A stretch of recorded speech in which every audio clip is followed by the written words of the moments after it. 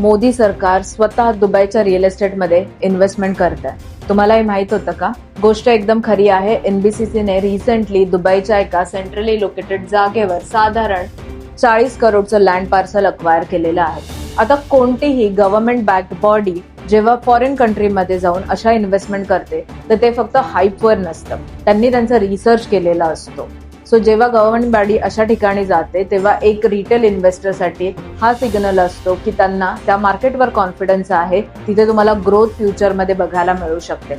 आणि दुबईचं बघायला गेलं तर दुबईने पास्टमध्ये नेहमीच चांगले ROI दिलेले आहेत आणि कॅपिटल अप्रिसिएशन पण दिलेलं आहे। सो दुबईमध्ये आता फक्त रिटेल इन्व्हेस्टर्स इन्व्हेस्ट नाही करत आहे, तर गव्हर्नमेंट कंपनीज पण इन्व्हेस्ट करतात। आता तर इंडियन गव्हर्नमेंटनेही दुबई रिअल एस्टेटवर विश्वास दाखवलेला आहे, तर तुम्ही कसला विचार करताय?